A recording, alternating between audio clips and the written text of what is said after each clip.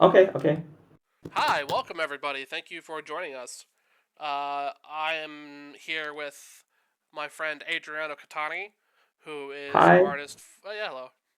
Who is an artist for MTG Goldfish and also just an overall great magic artist, like unofficial magic artist for now. Hopefully, we see Adriano doing official magic art. Yeah, hope some point I have the opportunity to do it.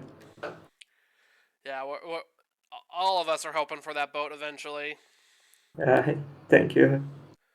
Some of us have got there. Not all of us though. Yeah, yeah, yeah. Uh, uh, this month I'm working really hard to update my portfolio. I'm creating new pieces. I'm trying to push as hard as I can to give my best to have a cool portfolio to show on the portfolio review in Chicago. Hell yeah. So let's see if I can show something nice. So, I'm having a lot of fun doing this. I gave you a brief introduction, but tell us about yourself. What do you do? All that and pronouns and such like that. Okay, so my name is Adriano. My pronouns are he, him. I am from Brazil. I live in Rio de Janeiro right now. And I've been working as a freelancer illustrator since 2015, I believe. I Most people probably know my work doing the illustrations for the MTG Goldfish YouTube channel. I've been working with the Goldfish channel since 2017, so I guess it's 8 years Wow. now working with them. And also in work, I do a lot of commissions for the Magic community, some other freelance work, but like 90% of my work is somehow related to Magic. That's really cool. And if Yeah, you've seen MTG Goldfish, Adriano's work is instantly recognizable. yeah. I think it's the job I had the longest in my life. Like 8 years is a lot. Yeah. I never thought I would be working making illustrations for a YouTube channel, but it's something that I really love to do. Hell yeah, that's great to hear. So what are you working on right now? So right now, this is a commission for MTG team here in Brazil. They gave me some cards and creatures and planeswalkers they wanted to have for a playmat. There are a lot of cards they want to be included in this playmat. I think it's 21. So it took me a bit of time to find space for every card. And now I'm doing the second pass for the sketch. This is still the sketch phase. I'm refining each card, each creature.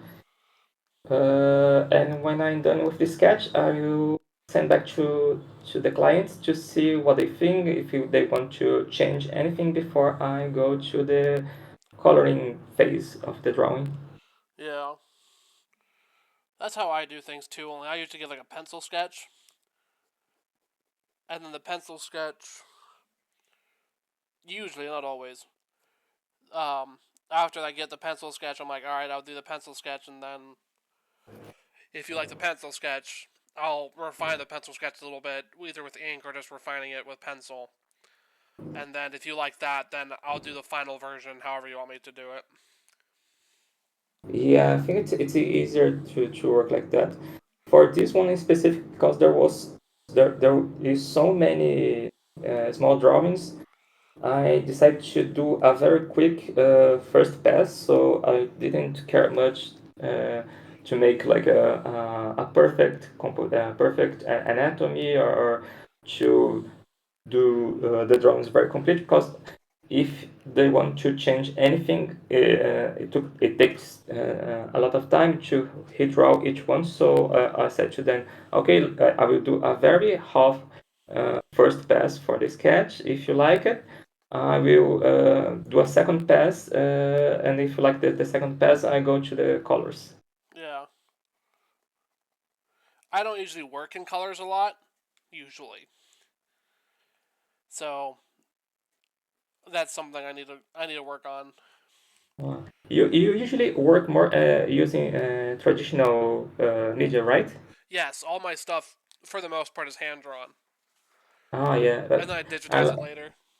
yeah, yeah, that's good. I like to. It's been a while since I used the traditional media, but I used to like working with watercolor a lot.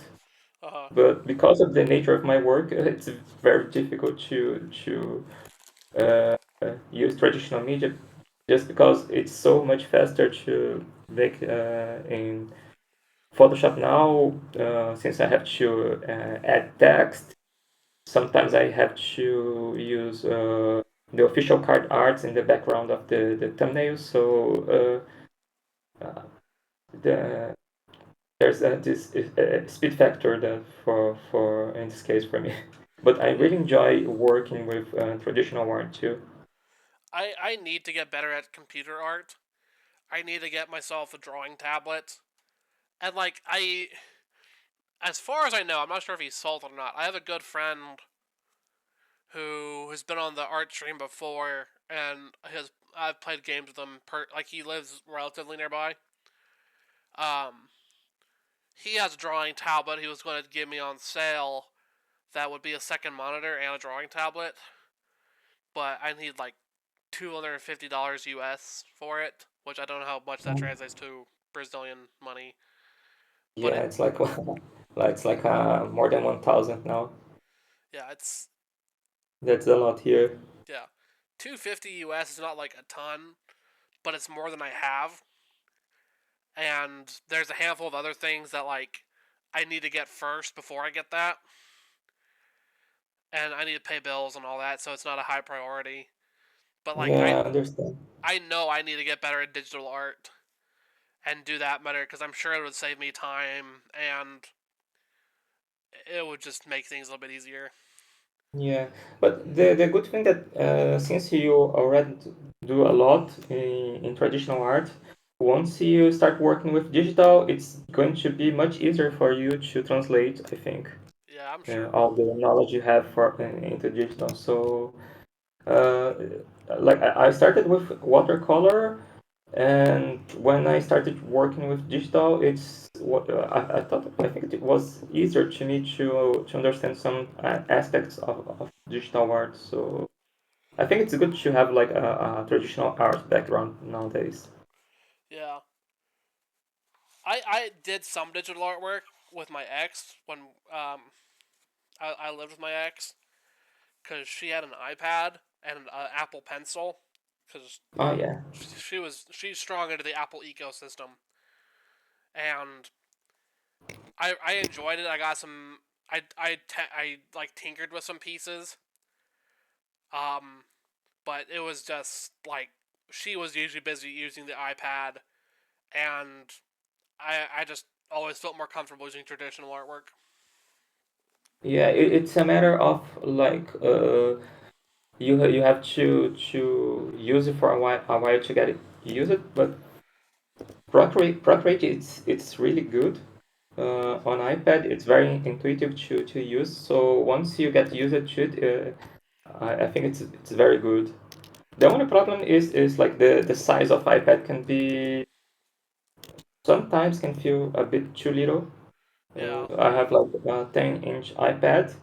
Sometimes it feels too small for me, Mm-hmm. but it's very handy when I'm traveling because uh, I travel a lot to like my family live in another state, so I used to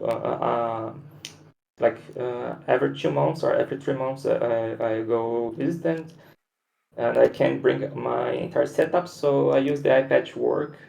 It's not the same things, but it's very convenient Yeah. for this case.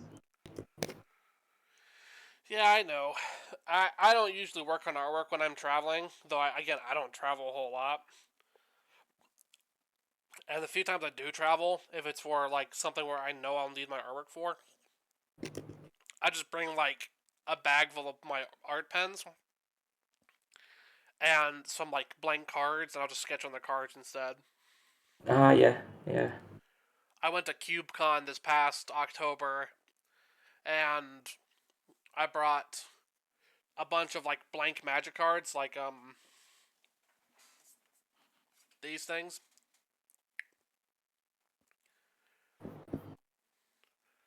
These little Yeah, boogers. Let me put it on my camera so the audience can see. Yeah, these little boogers, these blank MDFC cards. nice. I brought a bunch of those and my little Posca pens that I work in because I love these little bastard pens. I have I have a lot of them, and yet also I don't have that many. Oh, that's very cool. Yeah, but I did a handful of like on the spot artworks and alters at CubeCon to help make some extra money so I could afford to do stuff. Oh yeah, it's really cool. This like creating like on the spot, like you're doing with the cube quiver, or Yeah. making altars with magic cards. I never learned to paint altars, so this is something I want to try sometime. I don't even know the the required materials for it. Well, honestly, like all you need, I don't know how easy it is to get them in Brazil. That's the hard part because I know it's hard to get stuff in Brazil. I just use these Posca pens. Oh yeah. So I get. Let me see if I have a blank case I haven't opened yet. I do. I got this for Christmas. It's the blank case. It's like an unopened one. Oh, okay. Yeah. So I get one of these. It So comes with all those colors. yeah, yeah, I think we have this here in Brazil. I don't know how much it costs, but I saw this on shops here. So I will take a look. I want to try this kind of stuff sometime. But what I do is I paint the card. I paint what I need to paint white. So this heuristic study, it has a Yeah. white background, and then I just outline it with black, since black and white's my specialty, and then I Oh, color it in later.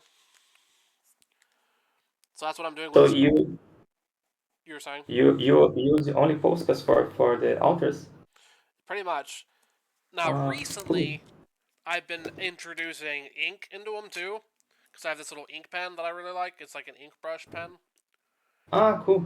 I ink the black spots to make them have a more reflective look, and that usually gets a pretty cool look on them. And then I gloss them at the end. I have a little spray Nice, gloss. nice. But the end result, at least for the ink ones, is something like this. Oh, it's cool. That's neat. So you see the I love it. black is kind of Yeah, reflective, reflecting. Yeah, pretty cool. and then the back is practically untouched. Yeah.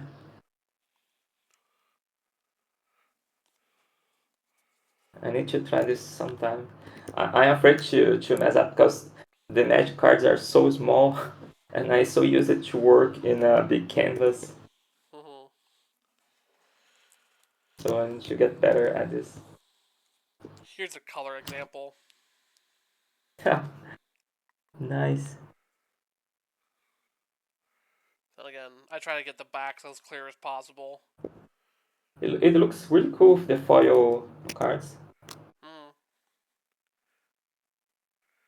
Looks really nice.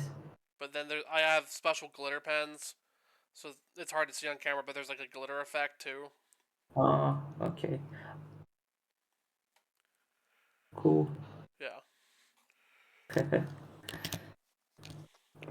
that's what some foils look like, and a non-foil looks like. Let me turn around. Here are two non-foils. I have this arcane signet that I'm making for as an altar trade for somebody. Ha, I love it. I thought it was really clever. Yeah, I love the the thumb in the drawing. It's meant to be a pointer finger, Ah, point. Okay, so like see, like that, okay, pointing to the signet. like you're trying to poke the little booger, I get it. but it looks more like a thumb, so I recognize that. But it still looks cool, and I'm proud of how it looks. It's yeah, it looks very cool. It's really clever the way you did it. I'm trying to get some better camera looks on it. But the black is done with ink again, so like the black's a little bit darker, and then it has a shimmer because I glossed it. Oh,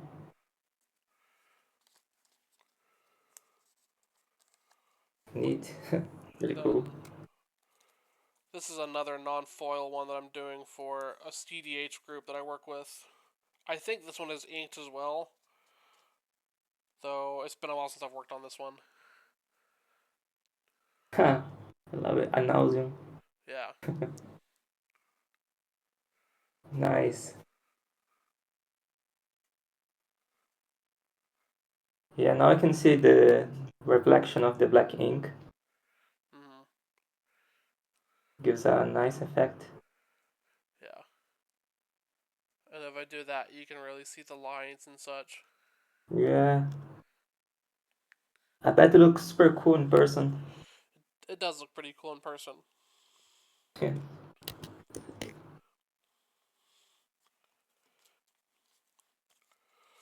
But I have not. I don't make these enough to call it a job, unfortunately. But I do. Oh yeah. I do make enough to get my name out there. The thing you do that I think it's really cool is the canvas you fill little by little. Thank you. Those are really fun. Yeah, I love that. It's a really clever way to make a composition like little by little. Mm-hmm. You never know what's going to go next. Exactly. So it's like a more organic feel. Mm-hmm. But there's like no composition planning. Yep. I'd show that off, but the thing is massive. Uh, Cause it's like I saw the font and you were saying. no, I just want to say to that I saw the photo. It really looks massive. Yeah, it's 2 feet by 3 feet, which I don't know how much that is in metric. Let me see. See, 2 feet. And,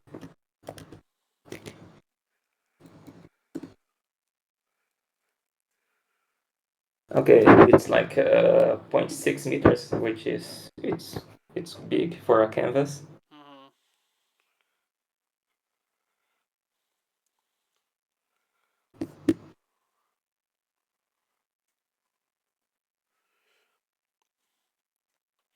But those are really fun to do, and when they're moving, like people are actively interested in them, and I'm getting like people to like pay to add stuff onto them. It's really something special. Yeah, like I remember the first one you did. It was really cool because you have like a very organic way to feel everything, and there was some drawings that were very big in comparison to others, so it was very interesting in terms like of composition. Thank you. That's actually what my playmat is. My playmat's one of the canvas Ah yeah, projects. Realize I can't show it yeah. off. It looks really cool in playmat form. So this is the first canvas project Yeah. on playmat form, and then underneath it I have the second, which actually arrived in the mail just the other day. So that's the second. That's really cool. Like it's in a way it forms like a kind of a spiral from the center, That was the so goal. gives I was yeah. I was trying to give it a spiral like Junji Ito kind of thing. Oh yeah, yeah. It has this Junji Ito vibe. on it. It's not nearly that. Well, maybe it's not nearly that detailed in my opinion, and not nearly that like precise in my opinion because these are more like organically added. But I still wanted to get that sort of spiral in on itself. Yeah, and it's like it's fun to look at it and start to recognize the cards. Hmm. Uh, like you have like the overall image, but the more you look at, the more you see. Okay, I recognize this card, this card, this card. So it's really fun to see. Yeah, it's a fun piece. When I took Yeah. when I took the first one to CubeCon, that was the primary playmat I used against playing with people, and um, they'd look at it, and then I'd be like, "Can you?" I asked them questions about it. So I'm like, "Can you find?" They look at it, trying to figure it out. I'm like, "Can you find the few things that are not magic related on the playmat?" Because there's only like two or Oh. three, and I do that for a reason. Yeah, yeah. I partially I think it's funny, and partially because so like I can't sell this because there's other copyrighted material on it. Okay. Because I don't want to sell these playmats. I want them to be a free thing. Oh yeah. Yeah, that's nice. So people ask about them, and then I point out where the non-magic things are, and then they start noticing other characters and cars that they like. Yeah, I can see Karn here. I can see uh the changeling. There are some cards that I always forget the name, but I know what they are. The blue changeling that A me boy I think it's changeling. man. Yeah. What else? I think it's just Kai Monk. Kaikar. I think I can see Kaikar here. Yep, that's Uh, Elsha, Narset, Kaikar. Kaikar. Oh, nice. You have like the darker characters here. What else? I can see the Sick, the Merfolk, next to the Changeling. Right there, yeah. Uh, Jove in the corner. Yeah, I can see. What? The big one in the top right. I forgot the name, but I know what card this is. I forgot the name. This one, Yeah. that's Grothama, all devouring. Ah, yeah. Like this is a card that I know what card this is, but I especially for legendary creatures, there are a lot that I know how they look, but I don't remember the name. Yeah. That's the thing about this first one is this first one's a little bit easier to identify as compared to the second one. The second Oh one yeah, got a bit too dense towards the center. yeah. Because the center that there's a lot. They are much smaller. The central pieces. Yeah. So it's But especially on the playmat, it's hard to tell what's in the center. So like that's just a learning yeah. curve.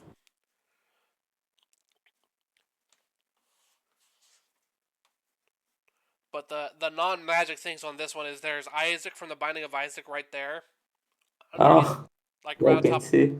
Yeah, Yeah. it's on top of Mr. Gamora, and then there's Gizmo from Gremlins right there, Oh, yeah, I can see it. and then Very small too. there's the state of Ohio right there. Ah, I would never guess this one. Yeah, and then Gizmo I hid on this one too. Gizmo's hidden. Where'd he go? I made Gizmo bigger on this one, but I'm trying to find where he's at.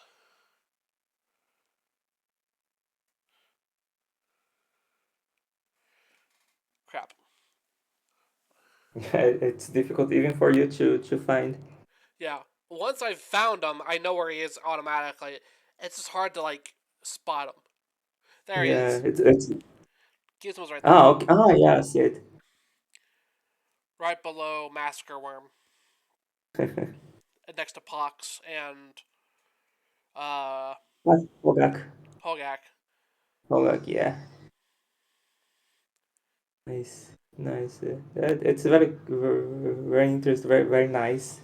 Thank you. and then I add in a handful of like magic nods and such. So there's Asmarona Martica that's in a Kolakar, saying her name. Her name, yeah. I have a Have you goose. ever What?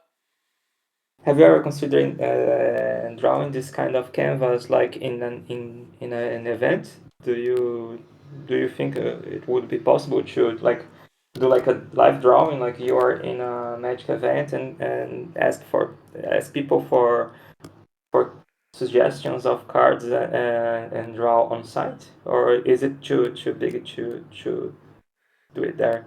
The hangups with that is I would need to be able to afford to go to the event in the first place. Yeah, I'm not able to afford to go to events really, and then I would need to have people interested in it, which the interest in these things comes and goes. yeah. But I think for an event, it could be a interesting thing. Like you could make it. If someone you could like draw a token for every person who buys a spot in the canvas. Yeah, or I could do something special where I could sell tokens or sell pins or whatever, and if they bought so many, I'd add a thing of theirs to the canvas. Yeah, that works too. That would be nice too. There's a But yeah, there's a lot of potential, a lot of possibilities. I just need more interest in them. yeah. The fir- Maybe you could try like I know you are tried one with like colors. So I'm maybe doing one with the colors. yeah. That's the most recent one. So yeah. Ah, yeah. I saw some pieces of it. So maybe with colors, people can get more interest because it's different now. Yeah. Let me find the most recent update so I can. The most recent color update looks like this. If it'll show on camera. There. Ah, yeah. Cool. Ah, yeah. I can see loot, Fedogriff. Anam for Ixalan. Yeah. Is that a Mewtwo in the back? It is Mewtwo. Ah, nice. So Cool. that's what it looks like so far. And like I said, I show the whole canvas, but the thing is huge. Ah, yeah. I imagine it can be uh, a bit of a trouble to bring such a big canvas to an event. Yeah.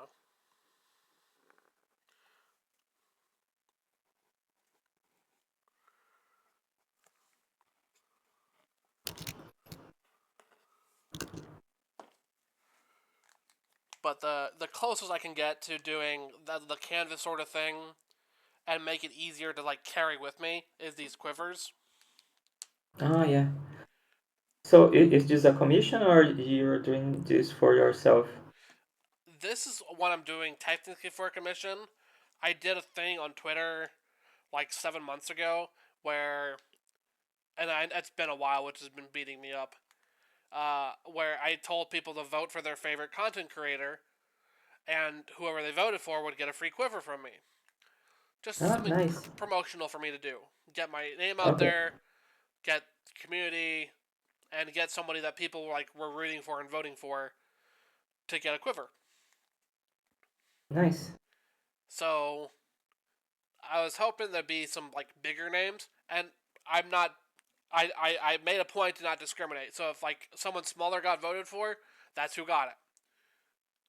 But like I was aiming for someone like Tulare Community College or Pleasant Kenobi or any of these bigger streamers and content creators, and it ended up going to my friend Jeremy Sporefrog,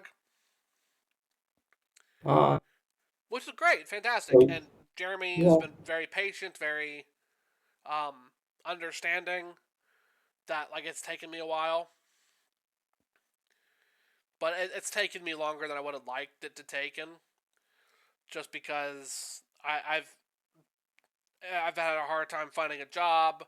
I've had a hard time paying bills. I've just various different difficulties. So this has been on the back burner. Oh yeah, yeah. Sometimes when life gets hard, it's difficult to focus on some stuff. So I totally understand you. But I But told I told Jeremy I'd get it's this done looking by really good. February. Uh, but it's looking really good. I can see all the frogs in Magic, like Sport Frog, the Gitrog monster, that one that the commander frog, that Flubs. Yes, Flubs is right there. Yeah. So it's looking great. Thank you. I like it. And I'm gonna, other than a few highlight spots, I'm gonna color the whole thing in a rainbow because it's gonna be the gay frog quiver. So have you done lots of these drawings on quivers? I never seen one of these. I've done my personal one, which I'll show you in a minute.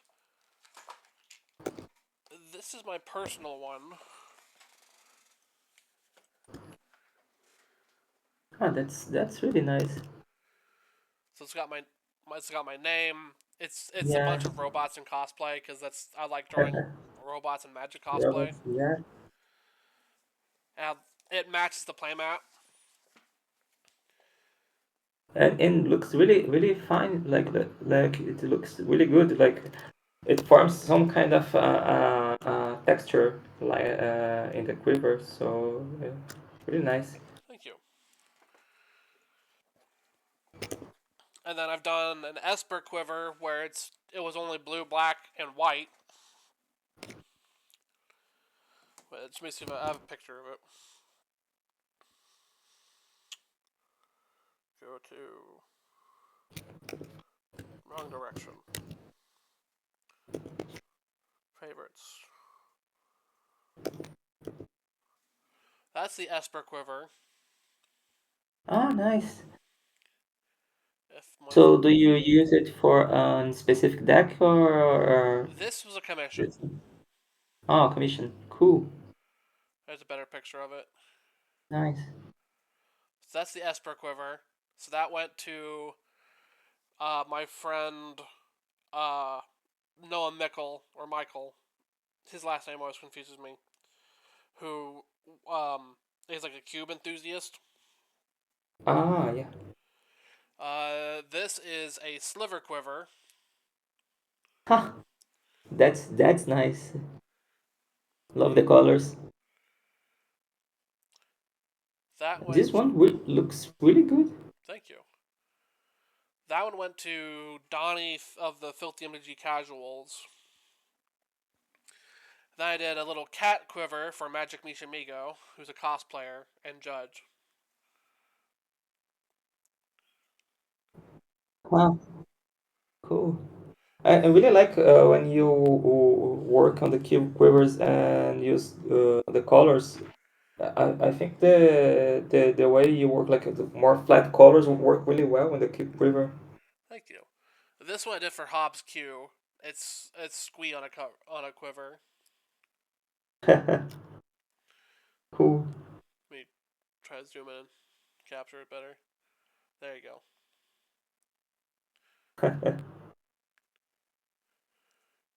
So how does the painting on the quiver works? Do you make some kind of sketch on it before? Is it easy to draw on it? I never saw a quiver before, so I have no idea how is the texture, how it handle like the ink. So what I do usually is sometimes I prime them with a little bit of white because I have these big freaking white pens. Let me see if I can dig one out. This one's unopened, but I have these big white pens. Uh-huh. So I'll just paint this outside area white just as a primer. And then currently, just because the frogs are a little bit easier to draw, I can just like draw the outline of the frog with black and then color it in later. But Ah, sometimes, get it. if I'm gentle enough, I can sketch it out with pencil, and then ink it later, or not ink it, but paint it later, and So then so you do all the process on the quiver. You don't need to like make a sketch on paper or nothing like that. I sometimes make a sketch on paper to give the general idea of what I'm trying to go for, but sometimes I just kind of wing it. Uh-huh. So like I have in my one of those sketchbook here. Oopsie. Yeah, too many papers. This is random sketchbook of random stuff I have. Mhm. So I did a goblin quiver for the Steel City crew. So I have a little goblin explorer, a goblin with a bomb, goblin grenade. That was meant to be goblin grenade, Ah, yeah. and then Muxus, goblin grandy, That's just and then I did a devil quiver. So I had Zerzoth, just generally drawn here, and then sulfuric springs. I love his face. Yeah, and then the slivers are in here somewhere too. Because I have to draw them simple enough to draw a bunch of them, but complicated enough to like recognize them. Yeah. I'm not gonna go over this whole sketchbook just because it'll take forever. Yeah, that's the hard part when like doing magic cards in a more simplified way is that sometimes it for some cards it's hard to make them recognizable. So there's the first Yeah, sliver, there's crystal nice. sliver, This is it. there's sliver queen, and that's a playmat that I recently did. That's the penciling of it. There's a drawing for my Nice. ex. But anyway, tell us about your art. You've said what you do and all that, but how did you start doing it? So I started when I finished college. I started working actually with graphic design. So for a long time, I work as a graphic designer. For some time, I work with magazines and newspaper. Neat. So yeah, so there was like for I think 2 years I worked for a local newspaper. I made the design for them, and I also did for some time small comic strips for the newspaper. So that was my first actual illustration work when I did these small cartoons and comics for the newspaper. And the newspaper closed, so everyone was laid off, and I decided to go freelance after that. So in the beginning was a bit hard because I had no experience, and I started working mostly with graphic design freelance work. But after some years, I started to get more and more illustration work until I have the opportunity to work with Goldfish back in 2017. Uh, Richard made a post in the website saying that they were looking for someone to design thumbnails for their videos. And I had this idea of instead of making something using the artwork from the cards, to draw myself something funny related to the decks. I think this could be. I thought that would be a fun way to differentiate this channel. He liked my ideas, and I started to work with them since then. This gave me the opportunity to work more and more with the Magic community. So it's Oh yeah. been 8 years, but my career started as a graphic designer. Okay. That's really cool. Yeah. So So it's been do you have any tips for people who are trying to get into artwork? so. I think you have to be persistent because it took me a long time to really start working with illustration.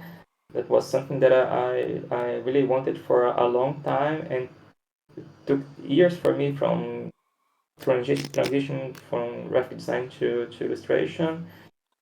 Uh, Making sure that you are always trying to improve your artwork. So it uh, always studying the fundamentals, always trying to learn new things. I think this is the way to eventually you find a career path.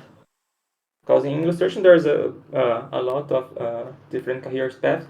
I never imagined that I would really get opportunity to work with illustration by doing YouTube thumbnails.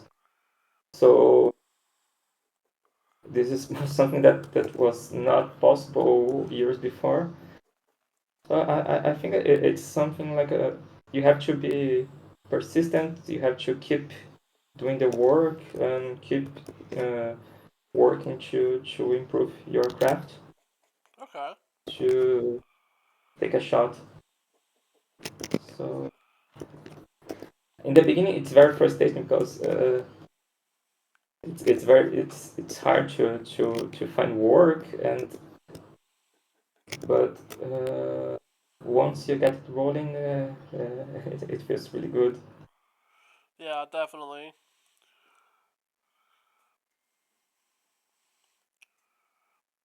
But that's something that I never imagined that I would work to with in the way I work now.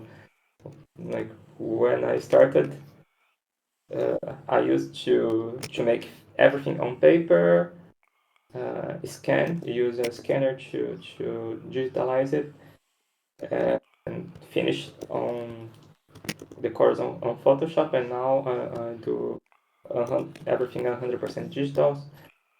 So things change too. Hmm.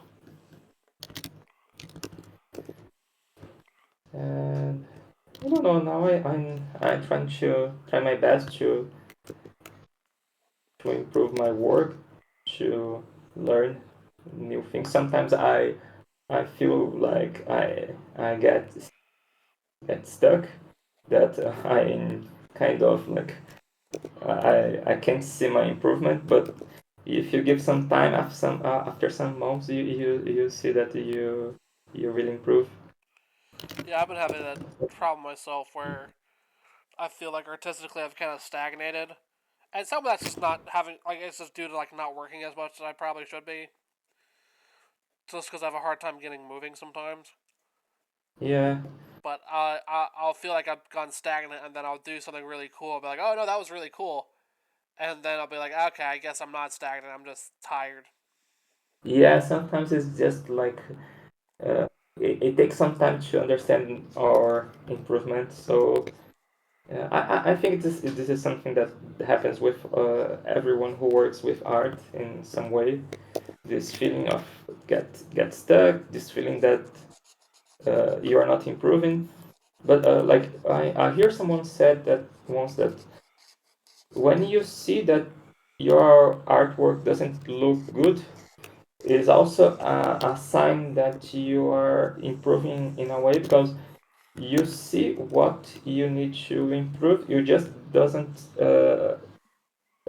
you just don't have the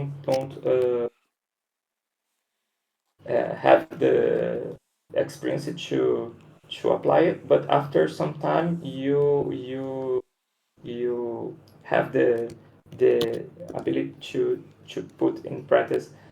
So it's something it's something that I feel sometimes when I look to my artwork and I don't like it at all. And after some time I start to learn how to improve it. Yeah. So like it's like the eyes, your ability to observe your art evolves faster than the ability or hand ability to Yeah, put in practice. that makes a lot of sense.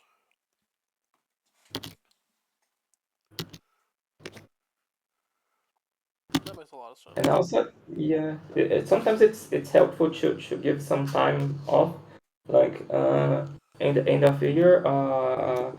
I spent some time in a farm with my wife.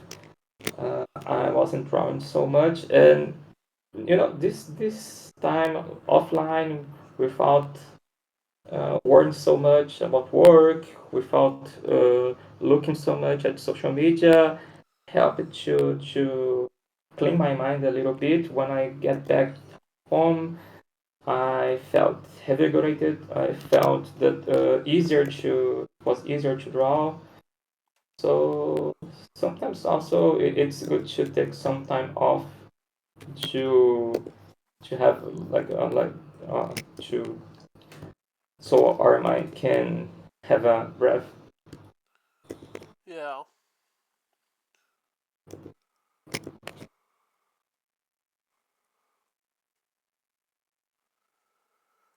The hard part for me is, like, I probably should take a break and, like, touch grass and do other things. It's just, I don't have the time or money to do that. Yeah, I understand. It's hard for me to get a job, But so even the closest thing to a job is doing artwork. yeah, but sometimes like even a day off when trying to take like half a day off when you don't uh, work too much or avoid using too much social media can help uh, clear your mind a little bit.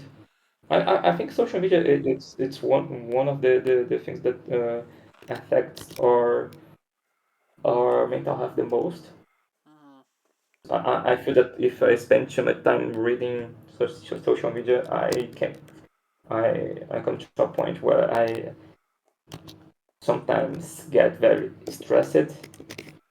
for no reason, over anxious with everything that's happening. So it can take a toll on our mental health. Spend so much time like Mm-hmm. that. I try to do some type of activity that uh, where I don't have to look at my phone or my computer to clear my mind. But I understand sometimes it's hard. Yeah. When the weather's nice, I like to go fishing, but Ah, you like fish? I do. I used to enjoy fishing a lot more. I used to fish a lot with my grandfather, my papa, as I called him, but he passed Ah, away 2018. oh, sorry. Yeah. So the only time I go fishing now is there's a park nearby, like a national park. No, not a national park. It's a metro park, so it's like a city park. But it has a little fishing pond that's pretty nice. So I'll take the last few fishing poles and stuff I have. I have no idea how to upkeep them or fix them, but some of them are set in such a way so like I don't really need to. Ah, nice. And I'll just get a thing of worms, get a thing of Slim Jims because the fish in that water like Slim Jims. yeah, They're but American. You were yeah, saying? no, go on, go I said they're American fish, so like all that extra sodium. on. And I just My go fishing out there for a while, enjoy nature, touch grass. Yeah, but I think it's a good activity to do since you all you have to you spend a lot of time waiting and like in with nature, so it's a good way to clear your mind too. Hmm. The other thing I've been I trying. don't. Yeah. The other thing I've been. I used to fish. Oh, you were saying you go Sorry? first. No, no, no. I was saying that I used to fish with my father when I was younger, but I never liked it a lot. Yeah. It's not for me. It's definitely not something for everyone, Yeah. and I get there are some moral complications slash quirks about it. Yeah, for me, it's more that it wasn't like the activity that I really enjoyed because all the time I had to wait for the fish and stuff like that. Yeah, But I understand people who really like it. My father-in-law really enjoys fishing. He usually goes to like uh, travel across the country where there's like these big jungle fishes that he likes to fish. oh, that's really And cool. like yeah, it's like giant fishes from the river. The Amazon, yeah. Yeah, it's far away like from here, like it's far north. But there are people that really enjoy fishing these fishes. It's really difficult, I think, but the fish is really big I for bet. a river fish. Yeah. Here the fish are fairly small. Like the biggest fish Uh, I've caught in that little pond, little lake, is about the size of the quiver. so that's okay. Like you don't have to worry about uh, the sometimes like the bigger fishes have to be careful when putting it on the boat because it can it can be painful when the tail hits you. Some have like small horns in the back that you have to Or teeth. be careful. Yeah. I usually catch little fish like the size of my hand. They're bluegills. So that's easy to catch to keep in the boat. Yeah, and I don't even use a boat. I just like there's a little pier and a little like beach you can walk on. Nice. So I just fish off the Very- pier and occasionally go on the beach. cool, cool. It's the easier use way. It ain't much, but it's honest. Yeah. Do you is it allowed to bring the fish home? Because here in some places you have to put the fish back in water. Like it's not allowed to bring the fish home. You have to pay. So in where I fish, it's illegal to take them home. You have to leave them in the pond. Okay. But in some other ponds and rivers and fishing spots near me, you can take them home, but only during certain times of the year. Okay. So like you keep the population height. Yeah, it's population control. Yeah. It just Yeah, I depends. get it. Yeah, I saw it's the same here. Like most of some areas, it's not allowed to bring them home, or you have to pay a fee. Yeah. You're supposed to have a license here, but certain spots, if you don't have a license, no one's going to get mad at you. So at the place I fish, I don't need a license, I think. Or I've been committing a small crime. Yeah, but Well, I think that's okay. who cares? That I think here we just need license for hunting, but uh, no one hunts here, so I think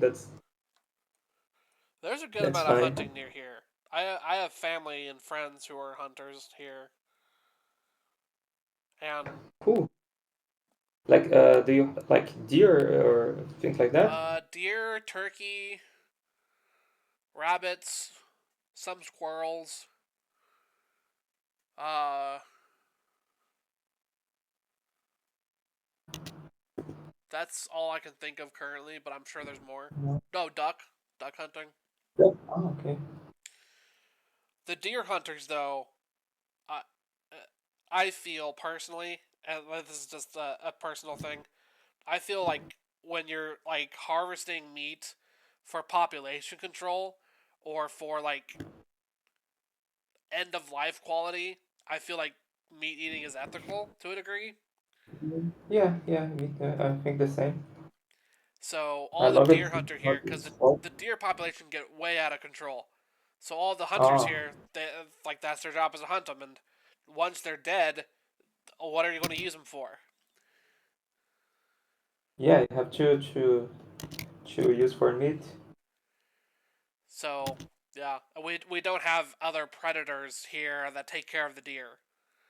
We Uh, don't have so wolves. yeah, We don't have fire. We don't have anything like that. uh, We have a bunch of yeah, we rednecks. have something similar in the south, but it's with bars. Like in the south of the country, there's the only animal that you are allowed to hunt it's boar Okay. because the population gets out of control too, and the boar is it's not native of Brazil. Someone brought the boars to Brazil some years ago, and they escaped it and like became like invasive species. So Hmm. they destroy the ecosystem, they destroy the food for other animals. So the government tried to use hunting to control the population because it's not a native animal here. Yeah. The good thing is boar tastes pretty good. I think I never tried boar. I've I, I've tried boar at least in the U.S. Like there's ham and like pork, but like I've had wild boar meat before too because there's a pretty infamous like international grocery store slash. It's a weird place. It's called Jungle Gyms. Uh, and you can buy exotic meats there. So I once had like a few wild boar fillets and did research on how to cook them. Is it good? Yeah, it's pretty decent. I mean, it tastes like pork or ham, just a little bit gamier, Mm, but yeah, pretty decent. yeah, yeah, nice. But And deer is really good, and that's if you know how to cook it. Deer is really healthy for you. ah, yeah, because I imagine because it's like it's not keeping captivity, so I imagine they have like a very good uh, diet, not like domestic animals, Uh, farm animals, I guess. Mostly. I mean, Mm. some of the deer have microplastics in them and other random garbage. Oh, but this is another animal that I never tried, so maybe when I in the US I have the opportunity to try them. Probably not Not in sure if Chicago. yeah, who knows? Maybe I can find some spot with some kind of exotic meat. Yeah. I'm not sure. If you go to Chicago, it like the two things to try in Chicago is Malort if you're a drinker. If you're not, don't try Malort. Okay, is it too strong? Um, no, it's just a very particular flavor. Okay, I think I'll give it a try. I saw some people talking about this. I had no idea what it was, so It I guess I will have to give it a try. if you're not sensitive to alcohol, if you like drinking to a degree responsibly, all that, and you kind of want to understand like Chicago culture just a bit, try Malort. It's not hard to find, especially in Chicago. But try a little bit of it. Don't get a lot of it because you don't waste your money. Okay, is it too expensive? No, it's not something you should drink a lot of. Ah, okay, I get it. It's a very acquired taste, and if you buy a lot of it and you don't like the taste of it, you're just gonna waste your money. Ah, okay. Like I drink, but I don't drink a lot, so I guess I would just try it to see how it tastes. Yeah, they have little mini bottles you can try. Ah, cool. So I think I will give a try this way. But Cause that's and then Chicago deep dish. Ah, yeah, this one I really want to try because I saw so many people talking about the the pizza that I really want to try it now. It's not for everyone. I like it, but like I recognize that like it's kind of not pizza. Yeah, it looks like a pie. It is a pie. Yeah, It's a mix between a pie and like a casserole kind of. but it doesn't look bad. It looks good when just like doesn't look like a pizza, but Yeah. doesn't look bad. No, it's not bad. It's quite good. It's just it's not for everyone too. Yeah. I imagine that it can be good in the during the winter. It's very good in the winter. Yeah. So in February, like it's the end of winter, but do you think there's going to be snow there? Maybe. The weather here has been a little bit weird, and I can assure you it'll be weirder in Chicago, Oh, just because of Chicago's right near the Great Lakes, oh, yeah, the lakes. and it's one of those things where it'll either be not that bad at all, or it'll be absolutely frigid to a mind-numbing degree. Yeah, because I think I never been in such cold temperatures. I have to say I'm a bit worried about the weather because I'm used to a very hot weather. Yeah. Uh, I think I will have to buy clothes that I will never use after the trip. So let's see how it goes. I never saw snow in my life, so this is if it snow, it's going to be a first time for me. So, but I'm really excited to Yeah, know it'll the be city. fun. Like I've been in the U.S. before, uh, and I really enjoy it. So I saw so many people saying nice things about Chicago, the city, but I'm really excited to know It's more. a nice city, and it has some difficulties. It's a little bit rough at times. It has some edges, but it's a nice city. Yeah. I've been there a few times when I was younger. I went once during the winter and once during the summer, and it was super windy both times. And it's called I mentioned to you on messages, but it's called the Windy City for a reason. Yeah, I imagine it. Uh, and I was young, so I didn't get to do a whole lot. But I went to the aquarium there, which is really cool. I explored the one pier, which was really cool. I went downtown and went to some of the shops, which like I'm sure there were much cooler options on.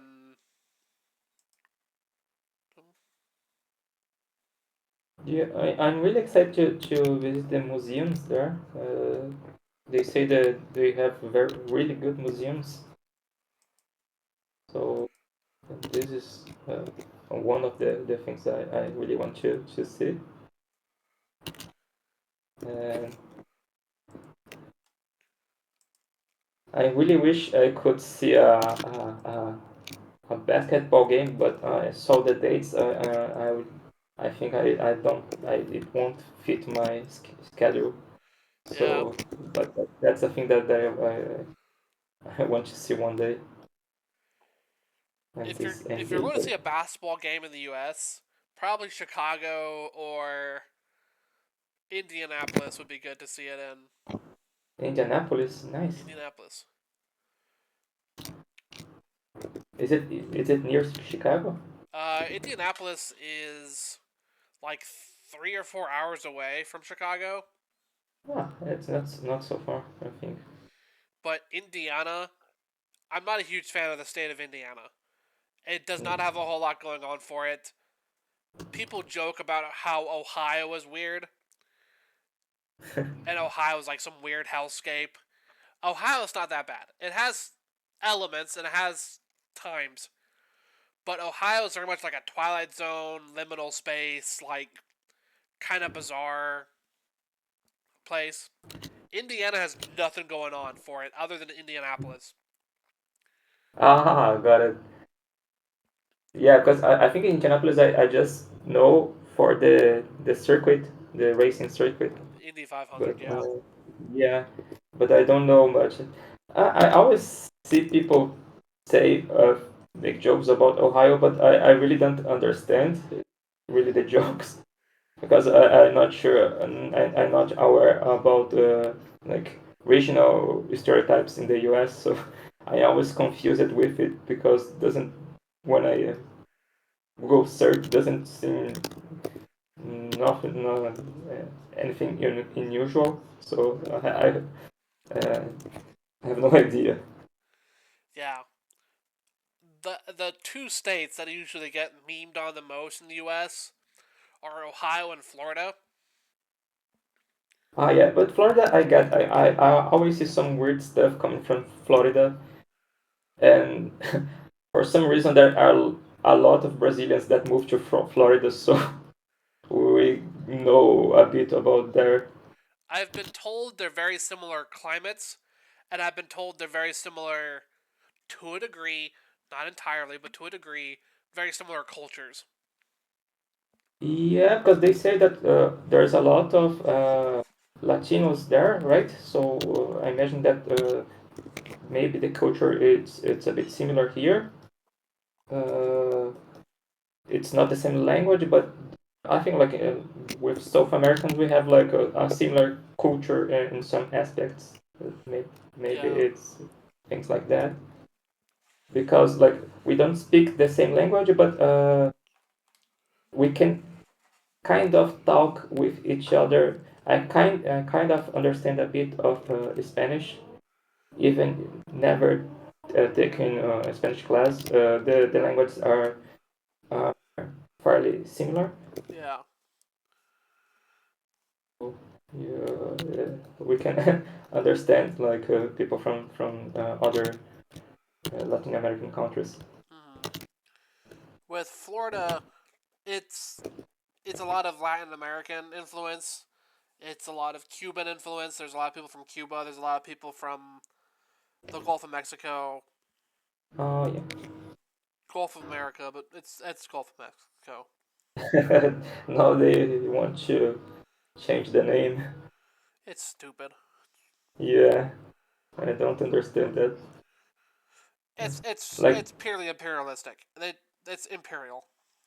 yeah, like it's really crazy. Like for someone like looking from the outside, like it looks like a movie stuff, some.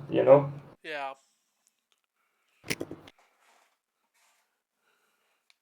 Crazy, crazy it, things happening. yeah, it's stupid.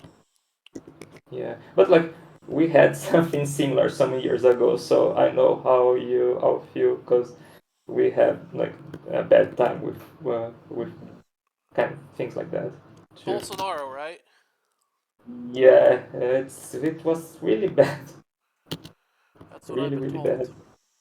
Yeah, so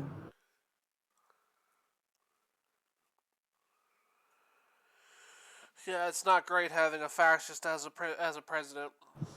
yeah, like everything looks bad all of a sudden, Yeah, but I think we have to keep going, trying to survive all this. pretty much. Pretty Yeah. much.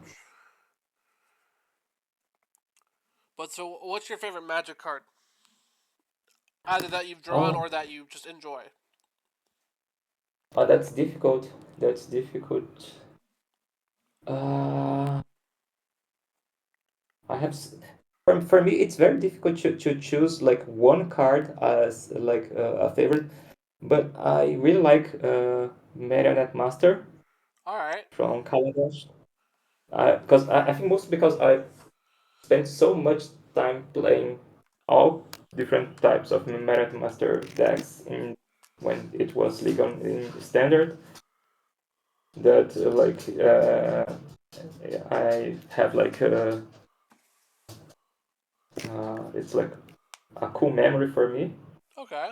So I think it's one of my favorites. Uh, I really like to draw like Liliana, all in different ways. Okay. Especially because there was a time in Goldfish that we used to make a lot of videos using Liliana. So at the beginning of my job in Goldfish, I drew a ton of Liliana Terminators, and I made a lot of fun arts with Liliana. So it's like a character that I really like to draw. Okay. I like her design. I like the way like the her character's design. I think it's a it's a cool character. That's a good design. So if you had to Yeah. do a secret lair, what would be the 4 or 5 cards within your secret lair? That's difficult. Like people say, you could do a secret lair. I would be happy to do just one card. For me, would be awesome. I wouldn't mind to choose, but like I think like I don't know if it's because I'm working in these cards for my portfolio, but uh, maybe some kind of spell that I could draw like the one I did recently, like the Highs of Dark Helms or Vanquish the Horde that I did now, Okay. where I can like make a illustration of a more uh, with more graphic elements, not just the character itself. I think that this would be interesting to do, but I don't know. There are so many cards nowadays that it's difficult to choose. You'd be thankful Like just getting one, right? yeah, just one I would be super happy to do.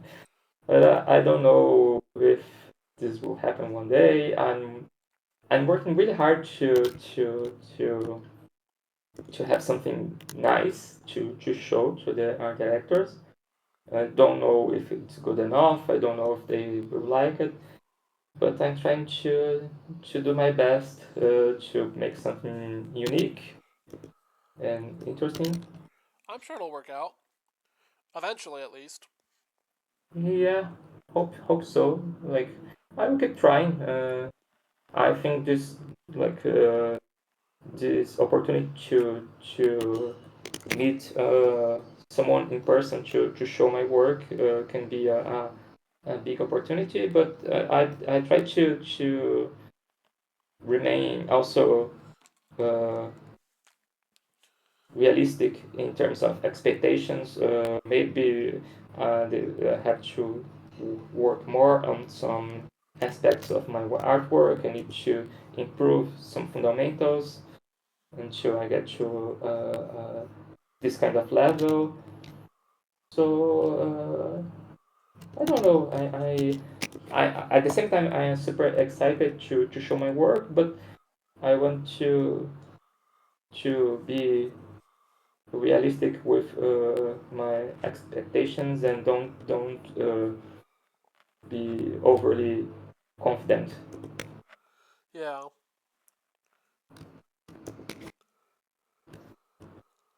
But at the same time, I'm having a lot of fun working on these pieces because like it's always different when you are.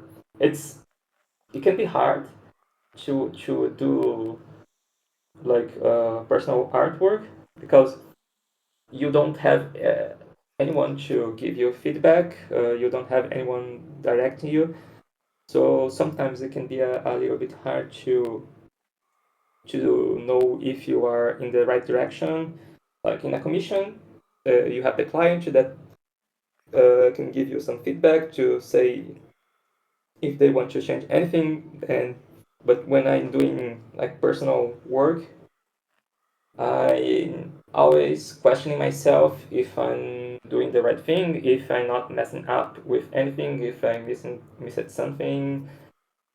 So I think there's this aspect too. But at the same time, it's fun to make art for myself. Yeah, I need to get better doing stuff for myself. Stuff to like try to progress an artistic endeavor. Last piece I did for myself was probably. Make sure my mic's still on. It's still on. Can you still hear me? Yeah, yeah. Alright, sorry. Last piece I did for myself was probably this orc army. Ah, I remember that one. You made it like the token, right? Yes. Yeah, that was really cool. Yeah, but like even like if you like have a sketchbook, take that's really nice. That's really nice. I like the shadows. Yep. The way like the one on the left, it's almost you see like only the silhouette. It's really cool the way you work with the shadows. Yeah. And then the digital version of it I cleaned up a little bit and printed off, it looks like.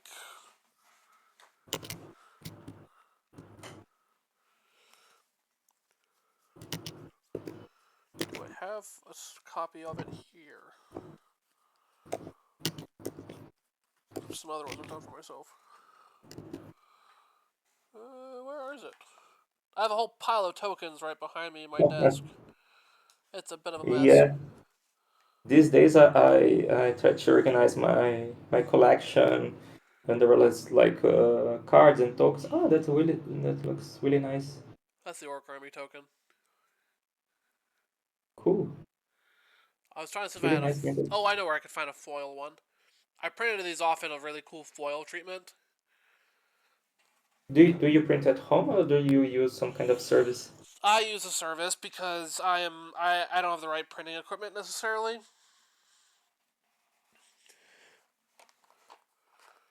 I don't not have the right printing equipment, but like I Ah, don't. I need to optimize it better. yeah, I don't have a printer here, so there are some cards that I want to print, so I need to use some kind of service, but I never found like a local service that do a good job. Hmm.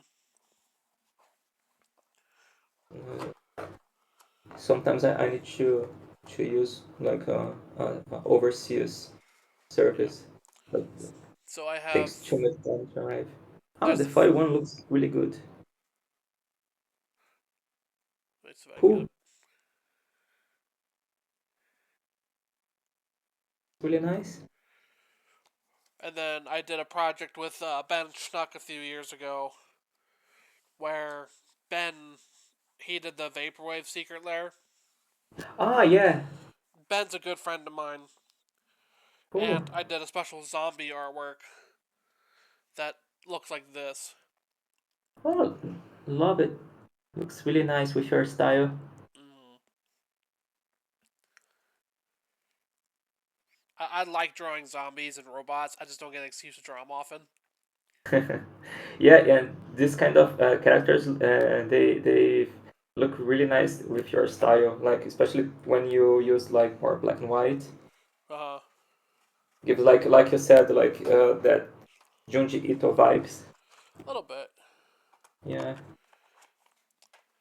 Let's see if it I looks can. cool. I can't grab it without moving, but I have the original artwork for the zombie. Let's see if I can grab it without moving and stuff. I have it on display in my office because it's a really proud piece. Let me. Yeah, it works. This is the finished zombie artwork.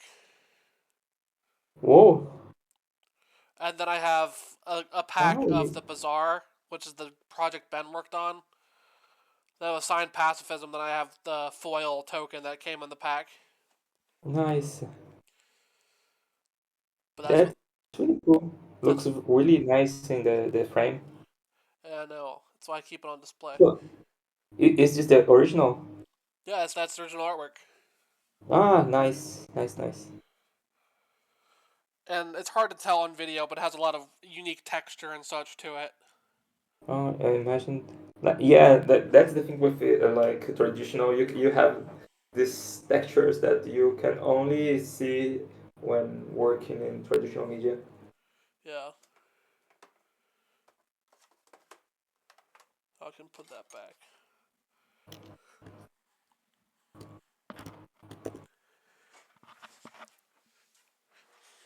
But that zombie, I made it for Ben, but I made it for myself too as a Yeah, cool thing. yeah. It's good to take some time as always to make something for yourself. I think like I don't know for you, but for me it's kind of therapeutic to take some time and do some artwork for yourself.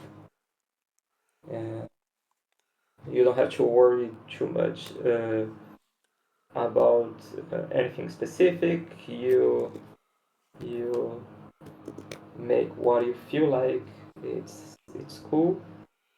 Yeah, like I said earlier, the hard part for me is I need to worry about like paying for stuff, Yeah, so I don't usually have a whole but lot of time to draw for myself necessarily. yeah, but like one thing I learned too is that the work we do for ourselves also it's something that helps to get paid work too.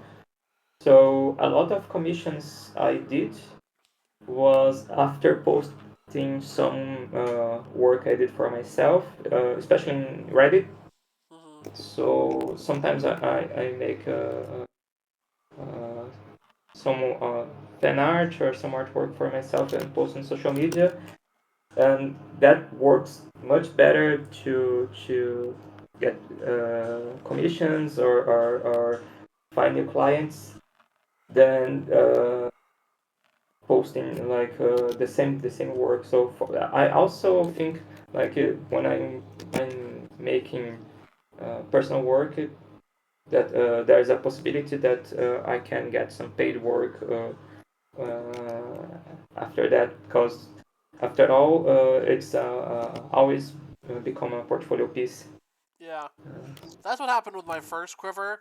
Is I did the first canvas project and that paid pretty well, Yeah. and I wanted a quiver case for myself, so I painted my quiver case and then I was telling the Magic community on Twitter or Blue Sky or something that I'd be willing to make a sliver quiver because I thought the idea was funny.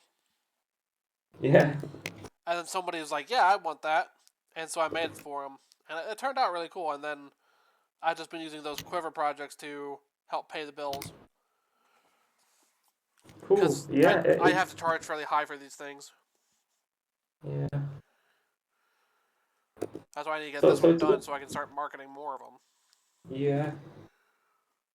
Yeah, but yeah, this is something good because it's kind of a way to showcase a product that people can use in tournaments and events. And I think the Magic community in general like to have like cute custom things for their decks, for custom playmats, stuff like that. Oh, for sure. Yeah. Yeah. Like sometimes I think in making like a more generic playmat to and put in a, a website to sell. But I think even if you sell some, the return is usually not very good. Yeah. I've been dealing with that. I work with Inked Gaming, Yeah. Ah, and yeah. Inked Gaming used to be really good. They used to charge reasonable prices. They used to have like pretty steady delivery rates and like delivery times. They used to have really solid customer service. And it seems as the years have gone by, everything's just gotten a little bit worse. Oh yeah, there happens with a lot of companies. They grow and they start to get bad service. I think they can't handle the number of orders after some point. Yeah, and I'm not necessarily worried about them paying me because sometimes I don't earn a lot. Some months I earn more than others. Uh, But every time they don't pay me for like 5 6 months is when I get a little bit like antsy and I email them. yeah. Yeah, I had this problem like with Teespring. I made some shirts and tried to sell on Teespring, but the payout time for them is uh, it takes a lot of time. Yeah, So I start to get nervous with them too. I like Uh, Bonfire for shirts. Bonfire is pretty immediate when it comes to payments. yeah, you mentioned Bonfire once, but the problem for me is that I wanted to make shirts that had illustration On in the the front and the front back. and in the back, so they didn't have this option, so I had to use Gspring. Yeah, And a lot of people uh, some people from Brazil asked me if I could deliver to Brazil, but the costs were so high that I didn't have this option here. So I kind of gave up a little bit in the shirt design stuff. It's yeah, something that I really had a lot of fun making it, but uh, for I had to pause a bit this kind of project. yeah. Which is unfortunate. Is your shirts are really cool. Thank you.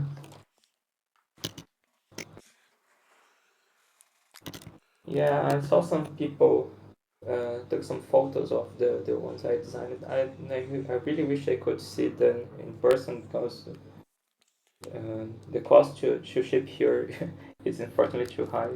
Why is it okay? Why is it so expensive to ship stuff to Brazil?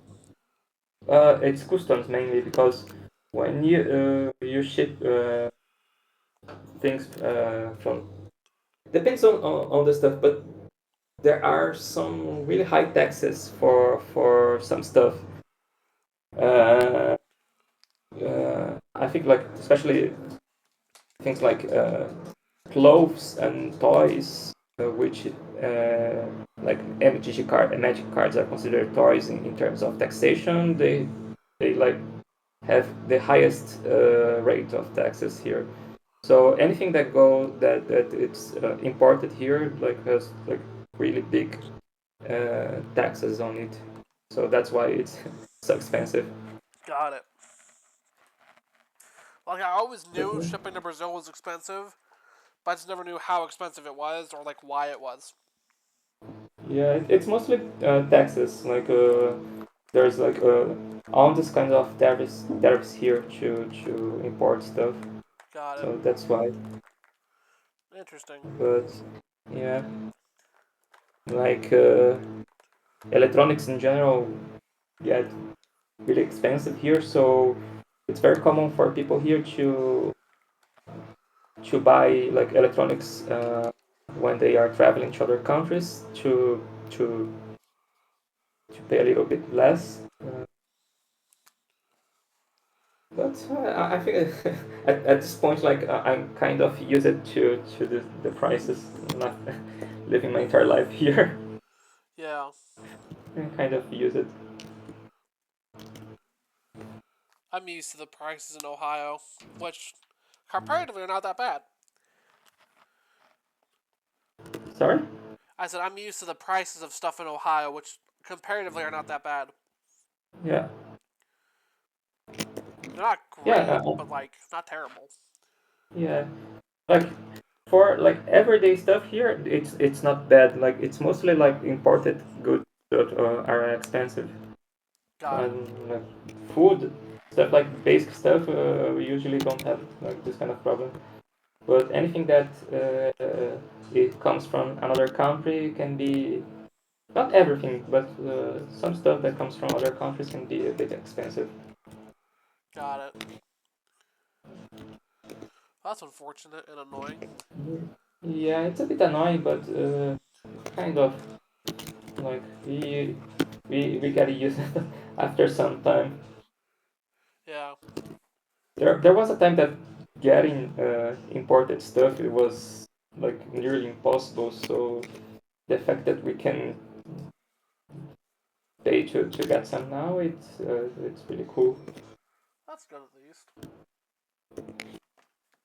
Like when I was a kid, we had like this crazy hyperinflation when prices changes from overnight, like like 30-40% from a day to another. So compared to when I was a kid, things are much better now. That's good. Yeah, yeah, the country got a lot better since from what it was. So that's fine. So, what's your favorite? I know we've talked about it and we're nearing on time, but what's your favorite plane in Magic? Oh, I think it's Dominaria. Dominaria for me, it's like number one because it was like the first plane that I got Magic cards. I started playing Magic back in Invasion, so I'm super familiar with the all the storyline of the Invasion of Dominaria. And when I came back to Magic, one of the first sets was Dominaria from 2000, I think 17, 18, I don't remember. And it's one of my favorite sets until today. Okay. So, uh, sorry? I said okay. That's interesting. Mm. And I think Dominaria is number one. And others two that I really like are Kaladesh and A fish card. Kamigawa. A fish card now. Yeah. Ah, yeah, sorry, it's Avishkar. I forgot that it's I know because I remember, yeah, the set name. it takes some getting Yeah, used to. Avishkar. Yeah, it's like when they change like mana cost for mana value, so Yeah. it takes some time to get used it. But yeah, Avishkar and Kamigawa. Kamigawa mostly because of the latest sets. I really enjoyed Neon Dynasty. It's one Okay. of my favorite sets. That And Avishkar. Sorry? that answers my second question. Is do you prefer old Kamigawa or new Kamigawa? Ah, and for new Kamigawa. Got it. I was not playing during old Kamigawa, so not a big fan. Okay. Uh, but Avishkar, it's a plane that I was like when I returned playing, it was on the standard set, so I played a lot of like Kaladesh and either Revolt sets. Okay. So I really enjoyed this time. Like I know people who really disliked it at this time, but I enjoyed play like Mardu vehicles back when it was on standard. Mhm. Was one of it's one of my favorite decks, standard decks. Okay. I really Cool. enjoyed that one. Yeah. I was So playing in the set Kaladesh standard too. I played a janky Jeskai infinite token deck. Not the oh cat yeah, com- not the cat combo. okay. Yeah, that standard time there was like a lot of cool uh, side not meta decks. Like there was like the Godfarer's Gift deck. There was like a black white tokens deck. There was vampire deck. So I really enjoyed playing at that time. Okay. But even this, I don't play a lot of paper Magic anymore. But I really enjoy the standard right now on Magic Arena. So I play quite a bit of Magic Arena now, and mostly standards. And I got to say that this standards environment it's one of the best ones that we had in a long time, I think. All right, cool. That's a default thing for me. Sorry. I've been playing Explorer on Arena, and with the addition of Pioneer Masters, I was able to mostly build and update a really fun Pioneer South Explorer deck. So I've been playing that on and off, and then I have standard burn built. Yeah. It's just usually So what so what are you playing in Explorer? it is Boros Tempo. Ah, cool. It's a really weird deck where it's a tempo deck, so it has a lot of like getting rid of your creatures, getting rid of your resources. I for more or less, I have a Thought Seize and a Boros deck with Invasion of Gobakon. Ah, yeah, that's really cool. That's really cool. So with Invasion of Gobakon, on turn 2 I can snipe something out of your hand, and then on turn 3, depending upon what I get, I can send a beater after Invasion of Gobakon, have it flip and turn into a snowball machine. The battle mechanic, it's a mechanic that I wish we see more because I thought it was really interesting in gameplay wise. It's really interesting, and I hope we'll see more. I think we'll see more, but you never know. Yeah, it can take some time. Like, a lot of Like people wanted Kindred enchantments to be more of a thing, or Kindred cards to be more of a thing, but like it would be cool to have like kindred lands or kindred I don't know battles. it would be very cool to see Kindred lands. Yeah, like in a way we have like the Larvan lands for goblins and merfolk, but they could like have a errata for that, like turn them into kindred lands. It would be really cool. Maybe when we get back to Lorwyn, I think it's Maybe. this year, right? Next year. Next year, okay, yeah. So This maybe we have year more is. Let kindred. me see what sets are coming out this year. So it's either Drift. There's the Spider-Man thing, right? It is Aether Drift, Dragonstorm, or Tarkir Dragonstorm. Oh, Uh, Final Fantasy,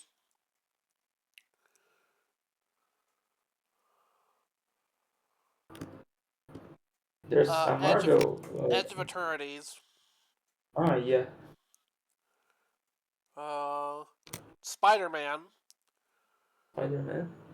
and then a unnamed Universe Beyond set. Oh, okay. I didn't know about this last one. Do you have an idea what could be? Uh, a lot of people are expecting Avatar: The Last Airbender. Hmm, that would make sense.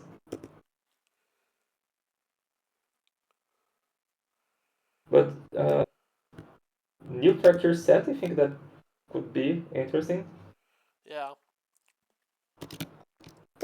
the new Tarkir set's the end of the current story arc.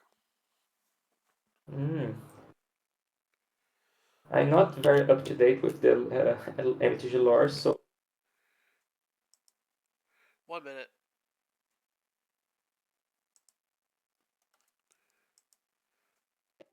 I, Sorry about that. no problem. You were saying about the lore? No, I was just saying that I'm not very up to date with the lore, so I'm not sure what's happening in Tarkir. I'm not sure what's happening in Ether Drift. I did not read the Magic story, so I kind of like I don't know what's happening in terms of Magic history right now. The only thing I know that is some people really hate and some people really like loot. I don't have like strong opinions about loot, but it seems like there's some kind of love hate relationship with with it now. Yeah, loot is. I used to not be a fan of loot, and then I've been talking to a lady, like romantically, kind of romantically, and I showed her pictures of loot, and she really liked them. Yeah, it's a really cool design. So that there's it. I don't have like very strong opinions. Uh, for me, it's like, oh, okay, it's just like a cute like mascot character. Yeah, it's designed to sell plushies and other marketable things. Yeah, it will take some time to like. It's not something that can be built like overnight with only one set. It's something that they have to put in every set for the next years until people really like it. It's like people feel like it.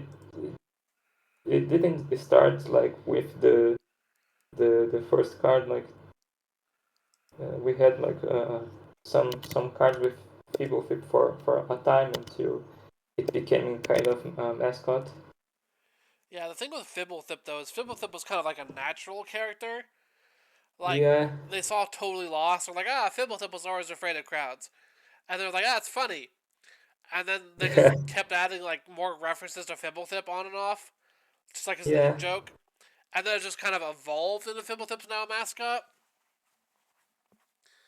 Yeah, I think they want to have like a character that it's not tied to a specific plane, like Fibofib, like to Ravnica. Yeah, So maybe with Loot they have something that it's like for that can fit any plane, that it's not like natural for a specific one. So maybe that's the reason. maybe. Like I understand what they did. That it's not something that I have like really. Strong opinions on. Yeah. But anyway, thank you very much for joining me today. Thank you for inviting me. Do you want to promote anything before we sign off? People can find me on Blue Sky at AM Kitani. I post there. The same thing for Instagram, for uh, Twitter. I don't use those social media a lot, but I post there from time to time.